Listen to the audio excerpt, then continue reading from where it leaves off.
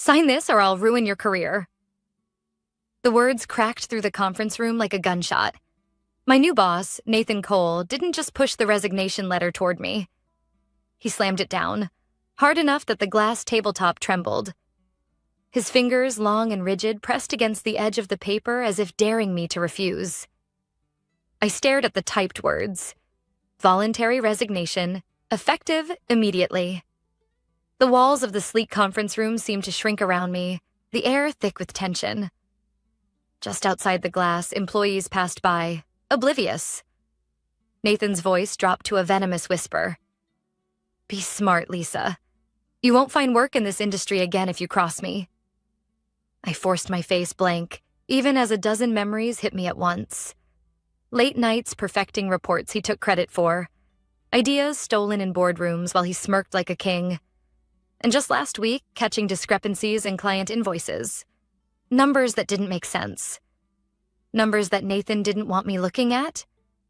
I should have been scared. Maybe I was a little. But more than fear, something sharper stirred inside me. Because what Nathan didn't know was, I'd been preparing for this moment for weeks. I lifted the pen slowly, heart pounding, and signed. But not before my eyes flicked to one phrase in the middle of the standard form. I changed a single word. One word. The difference between a clean exit and a legal time bomb. Before I take you further into this story, you need to understand something critical. Power isn't about titles. It's about knowing exactly when and how to push back. If you've ever felt like you had no choice, if you've been cornered by someone with more power, stay with me. Because what I'm about to share isn't just about revenge. It's about knowing your worth when someone tries to erase it. My name is Lisa Grant. I'm 35, single, financial operations manager with a decade of experience in corporate compliance. And no, I'm not a risk taker. I plan everything. I color code my calendar. I read every contract twice. And I grew up watching my father run a small accounting firm where every decimal mattered. Always double-check the details, Lisa. He used to say, the smallest clause can change the whole outcome. I lived by that. It's how I climbed my way up from a junior analyst role to managing multi-million-dollar portfolios. It's also why I noticed within 3 months of Nathan's arrival, things weren't adding up. Nathan Cole transferred in from the East Coast with a reputation for shaking things up. Tall, charismatic, ruthless, the kind of man who made deals with a handshake and a threat wrapped in a smile. At first, I gave him the benefit of the doubt. But then, the cracks appeared. It started small. A bonus report that included unauthorized figures, an expense claim with a vendor I didn't recognize. At first, I assumed it was a mistake, until I cross-checked old records and realized the numbers had been manipulated. I brought it up once, carefully.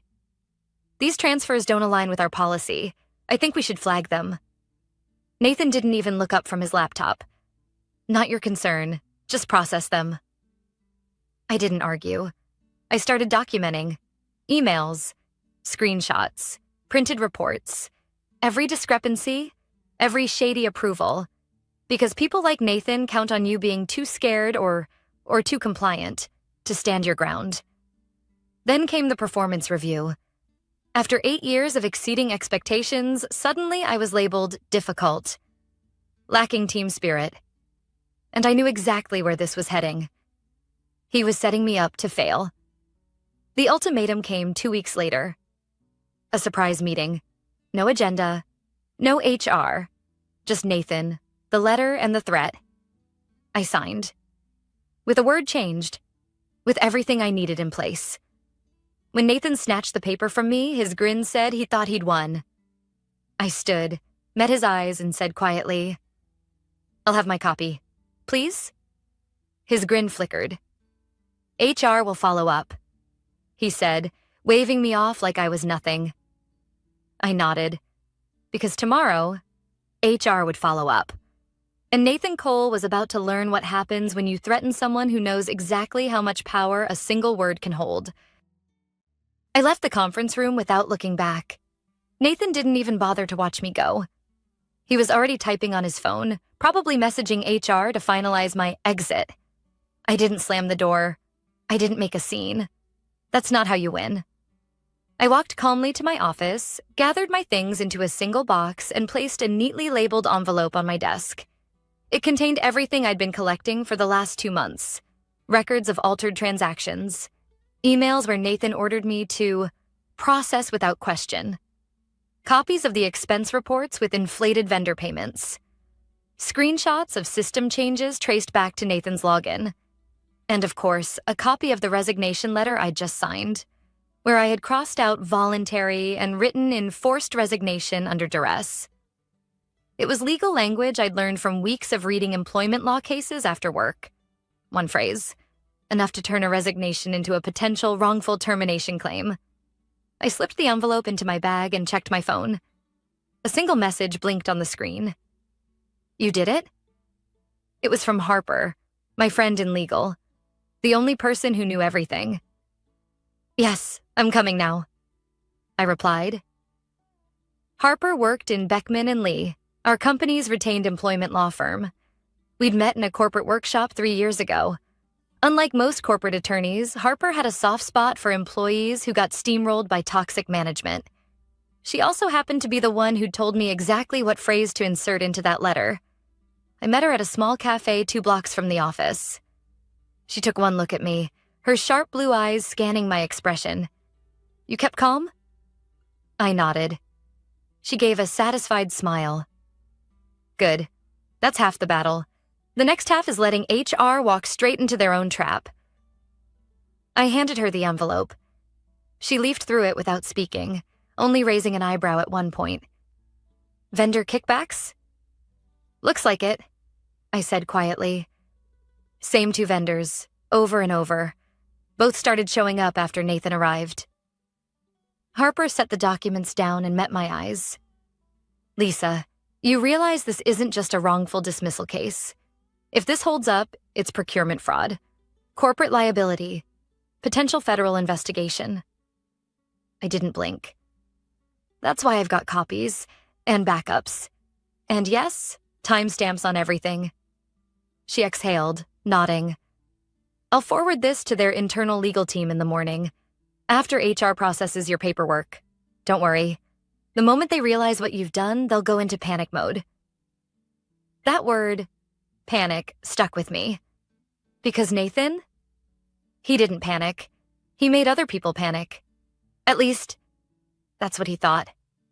The next morning, I walked into the HR office at exactly 9 a.m., holding my boxed belongings. Tina, the HR manager, gave me a rehearsed smile that didn't reach her eyes. "Lisa, thank you for coming in. We'll just finalize your paperwork and escort you out." I nodded politely. "Of course, I'll need a signed copy of the resignation acknowledgement for my records." She hesitated, flipping through her folder. "Well, actually, we'll send you a digital confirmation." "I'll wait," I said, keeping my voice even. "I'd like it signed today. That's company policy, isn't it?" She blinked, caught off guard. Yes. Give me a moment." I watched as she stepped into the HR director's office. A muted conversation followed. 30 seconds later, she reappeared. Her expression changed. Tighter. "The director would like to speak with you." I followed her into the office, my heart beating steady but hard. Mark Davidson, head of HR, stood behind his desk. He gestured for me to sit. And then, he dropped a single sheet of paper on the table between us. My resignation letter, with my handwritten edit staring back at him. Forced resignation under duress. His eyes lifted to mine. "Lisa, what is this?" I met his gaze without flinching. "It's exactly what happened. I signed under threat in a closed-door meeting with no HR present. And I've documented everything." For a moment, there was silence. Then Mark cleared his throat. See, we'll need to review this further before finalizing any paperwork." I nodded, rising to leave. "I'll wait for your response. My attorney will too." As I stepped into the hallway, I saw it. A flash of movement at the far end. Nathan, standing by the elevators. He was laughing with another executive, still thinking he'd won. I walked past without acknowledging him. Because tomorrow, HR would summon him. And Nathan Cole was about to learn that the smallest word on a page could unravel everything he'd built on intimidation. The call came the next morning at 8:12 a.m. I was sipping my coffee when my phone lit up with a number I recognized. HR Direct Line. I took a slow breath before answering. Lisa Grant speaking. Lisa, this is Mark Davidson. His voice sounded stiffer than usual. We've reviewed the document you submitted yesterday. We'll need you to come in this morning for a formal discussion regarding your resignation and certain concerns that have been raised. I let a beat pass. Will my legal representative be welcome in this discussion? A pause. Yes, that would be advisable. I hung up, texted Harper, and met her at a coffee shop near the office by 8:45. She was already waiting, phone in hand, reading something on her tablet. They called? She asked without looking up. I nodded. Mark wants a formal discussion. Harper closed the tablet and gave a satisfied smile. Good. That means they've realized they're in deep. Let's go. We arrived at the HR floor just before 9. As we walked in, I noticed something immediately. The usual relaxed morning chatter wasn't there. People moved briskly through the halls, heads down. Doors closed a little too quickly when we passed. The atmosphere had shifted. Inside the main conference room, Mark Davidson sat at the head of the table. Next to him was Tina, her polite smile replaced by something tight and cautious. To my surprise, Pascal Green, the company's internal counsel, was also present, a man I'd only seen at company-wide meetings. Ms. Grant, Ms. Harper, thank you for coming, Mark began, his voice carefully formal. I nodded, Harper giving him a cool glance. Mark cleared his throat. We've reviewed the resignation letter and the circumstances surrounding it. We are concerned about the language you included and the allegations you've submitted. I met his eyes. I documented everything, Mark. I didn't want it to come to this, but Nathan Cole gave me no choice.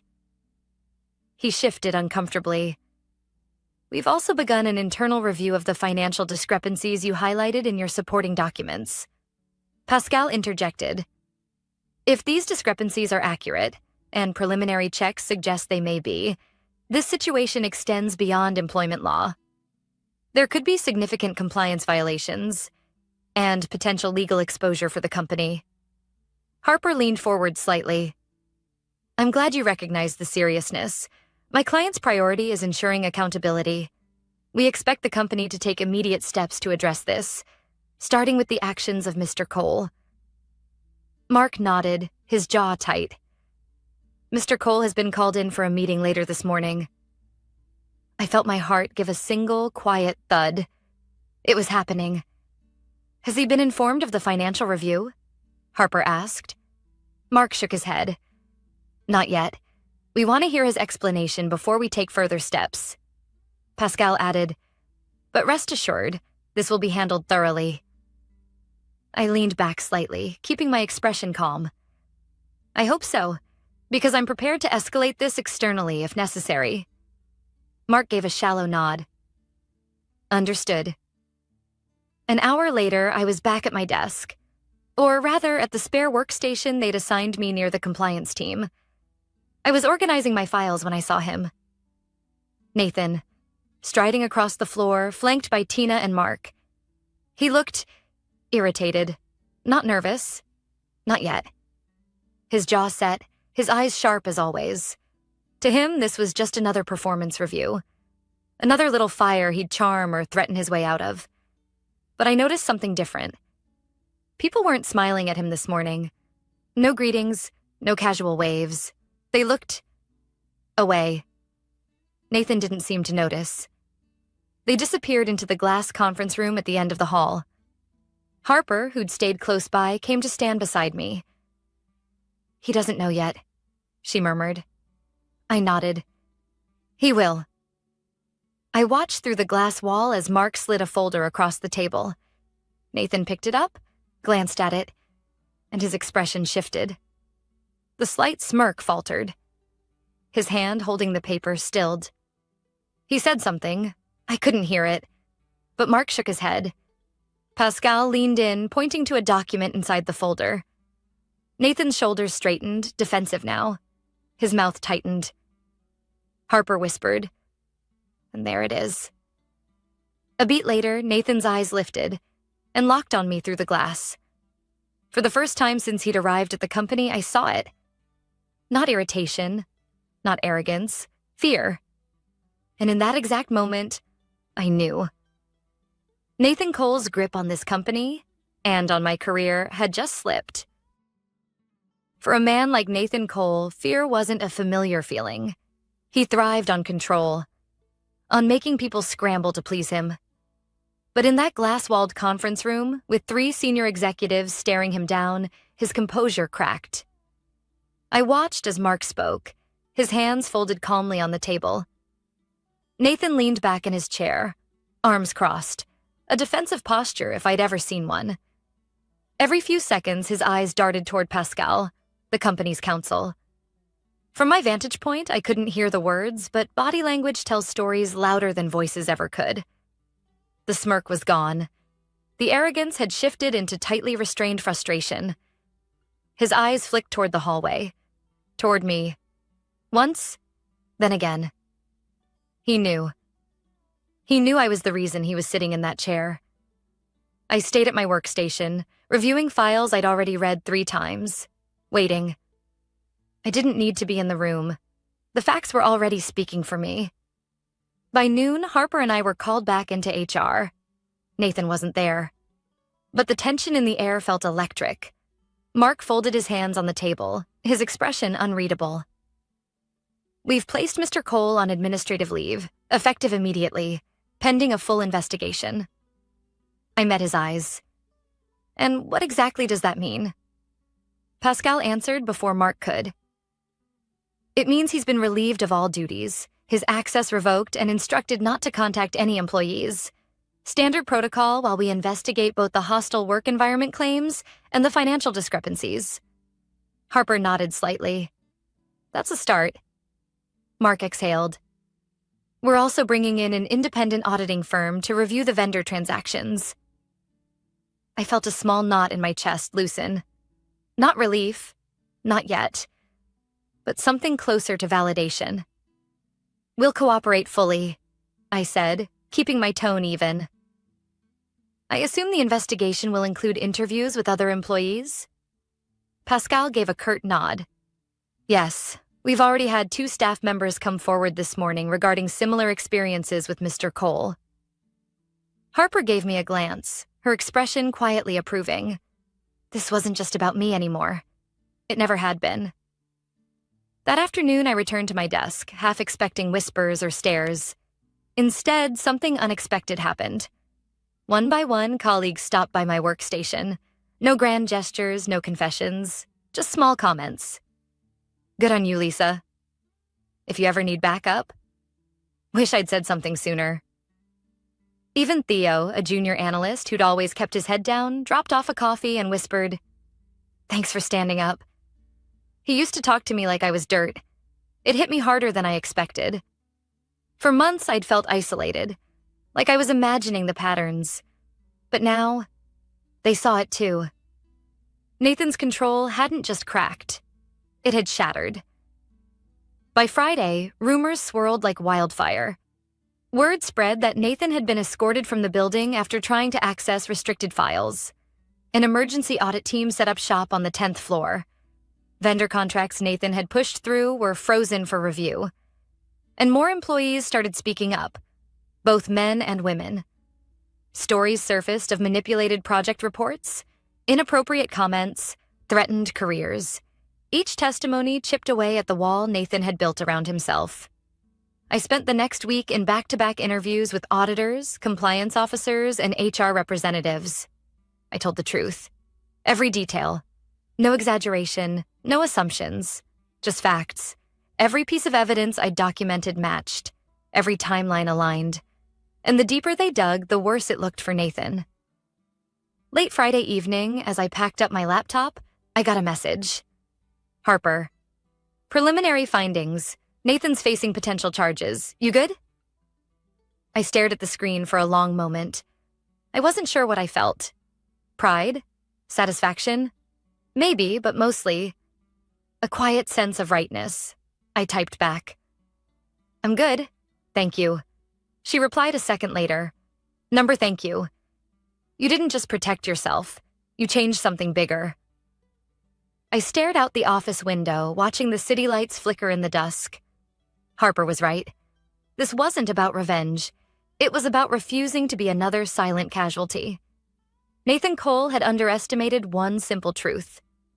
When enough people stop being afraid, even the strongest walls collapse. By Monday morning, Nathan's name had vanished from the company directory.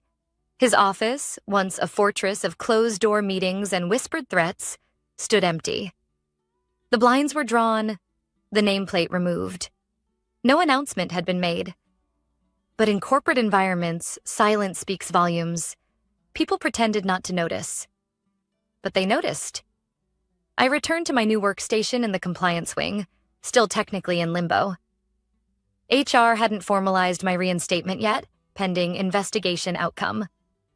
But unofficially, I was working, attending meetings, contributing to project reviews. I was visible again. And for the first time in months, I felt like I belonged there. The independent audit team wasted no time. By midweek, they uncovered the depth of Nathan's scheme. Inflated vendor contracts linked to companies owned by his former business partners. Falsified approval chains. Altered performance metrics on procurement reports. Over $750,000 in suspicious transactions traced directly back to Nathan's oversight. And that wasn't the worst of it. The auditors discovered email correspondence implying certain senior managers had either ignored irregularities or actively looked the other way. This wasn't just Nathan's mess. It was a company-wide blind spot. And it was about to cost them dearly. On Thursday, I was called into a leadership meeting, this time as a key participant, not a target. Aubrey Carter, the CEO herself, sat at the head of the long conference table. I'd only met her once before, during a quarterly town hall. In person, she was sharper than I remembered. Eyes that missed nothing, a quiet authority in her posture. Beside her sat Pascal, the company's general counsel, and Mark Davidson, head of HR. Harper was by my side.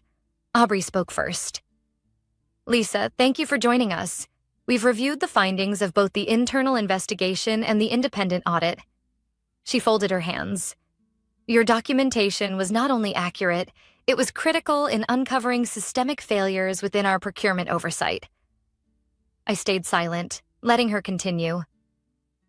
We recognize the impact this has had on you personally and on your professional standing, and we intend to make it right. I exchanged a brief glance with Harper. This wasn't a courtesy meeting. This was a damage control move. Aubrey nodded toward Mark. We'd like to offer formal reinstatement to your previous role, with retroactive pay and a public acknowledgement of your contributions to the integrity of this company. I met her gaze evenly. And what about the others? Mark frowned slightly. I'm sorry? The other employees Nathan targeted, the ones who came forward. What happens to them? Pascal cleared his throat. We're reviewing each case individually. Rest assured, no retaliatory action will be taken against any employee who cooperated in the investigation. I nodded slowly, but I wasn't satisfied. Not yet. What changes will be made to prevent this from happening again? I asked. Aubrey leaned back slightly. We're restructuring the compliance department and implementing a mandatory ethics training program for all management. Anonymous reporting channels are being established, with oversight from an independent committee. Harper leaned forward. And Lisa's role? Aubrey gave a small, calculated smile. We'd like Lisa to lead the new compliance integrity program, reporting directly to me. The room fell silent. I felt Harper glance at me, but I kept my eyes on Aubrey. This wasn't the victory I'd imagined. It was bigger. It wasn't just about reclaiming my job. It was about shaping the system I'd nearly been destroyed by. I took a slow breath. I'll accept with one condition. Aubrey's eyebrows lifted. Name it. That every person who came forward gets the same protection I did. No exceptions, no quiet demotions. And that this company issues a formal statement, not to praise me, but to acknowledge that silence enabled this to happen. For a heartbeat, no one spoke. Then Aubrey gave a slow nod. Agreed. That afternoon, Harper and I walked out of the building together. You could have named your price, she said, glancing sideways at me. I shook my head. This was never about a paycheck. It was about stopping it from happening again. Harper smiled. You know, most people cave before it gets to this point. They settle. They disappear. I met her gaze, the weight of the last few months settling somewhere deep inside me. Then maybe it's time more of us stop disappearing. 2 weeks later, the official announcement went out. Beckman & Lee implements new compliance integrity program, led by Lisa Grant, head of corporate integrity. It was a sanitized corporate press release full of words like transparency, accountability, and renewed commitment to ethical leadership. But between the lines, everyone inside the company knew the truth. Nathan Cole wasn't coming back, and the culture that had quietly enabled people like him wasn't coming back either. The day the memo went public, I stood at the edge of the crowded lobby, watching employees skim their emails on phones and tablets. The reactions were subtle. A few exchanged glances. 1 or 2 gave quiet nods. No applause. No banners. That was fine by me. Real change doesn't come with a fanfare. It comes with trust earned over time. My first act in the new role was to hold an open-door session for every employee who wanted to speak. No management present, no notes taken. It wasn't a strategy meeting. It wasn't a PR stunt. It was a listening session. And they came. From junior analysts to longtime project managers, they trickled in. One by one, then in small groups. Some shared stories of minor grievances. Some shared real fears they'd buried for years. A few simply said, "Thank you." By the end of the first week, I'd spoken to over 50 people. Some left the room lighter than they'd entered. Others left with my promise. This won't be ignored. I thought stepping into this role would feel like vindication, but it didn't. It felt like responsibility. Harper summed it up best during one of our late-night calls. When you stand up, people assume you want revenge. They don't realize sometimes you're just tired of watching the wrong people win. She was right. Nathan's story didn't end quietly. A formal investigation revealed that his financial manipulations stretched back to his previous company. Charges were filed. His name hit industry headlines, not as a rising star, but as a cautionary tale. I never heard from him again. No emails, no threats, nothing. And I didn't need to. Some battles are won not by destroying your opponent, but by refusing to let them destroy you. 3 months into my new role, I got called into Aubrey's office. She closed the door behind me, a rare gesture for a CEO, and motioned for me to sit. "I wanted to thank you again," she said quietly. "Not just for standing your ground, but for challenging us to be better." I gave a small nod. I didn't do it alone. Aubrey smiled faintly. "That's what makes it matter." She paused, folding her hands on the desk. "We're considering rolling out the compliance integrity program company-wide, including our overseas branches, and I want you to lead that expansion." I blinked. That wasn't just a promotion. It was a seismic shift. "I need time to think," I said honestly. "Of course." I stood to leave, but something made me stop at the door. "Aubrey, people don't speak up because they're afraid nothing will change. Or worse, that speaking up will make them a target." She met my eyes. "I know. Let's prove them wrong." Her smile softened. "Let's." That night, I walked home through the city streets. Cool air on my face, the distant hum of traffic in my ears. I thought about the first time I'd sat across from Nathan in that conference room. how small I'd felt, how alone, and how different this felt now. Because standing up didn't ruin me. It didn't end my career. It reshaped it. In the end, this wasn't a story about revenge.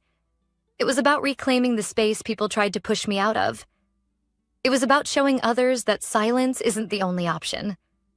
It was about knowing the difference between walking away and standing your ground when it matters most. And maybe it was about one simple truth my father taught me when I was young. The smallest details change the biggest outcomes. One word on a resignation letter, one choice to speak up, one refusal to stay silent. Those choices didn't just change my career. They changed the culture around me. And if there's one thing I want you to remember from my story, it's this. Power doesn't belong to those who threaten you. It belongs to those who refuse to be threatened. Thank you for staying with me through this journey. If you've ever faced a moment where you wondered if standing up was worth the risk, I hope you'll remember. Sometimes the smallest action can create a ripple no one sees coming. And sometimes that ripple becomes a wave.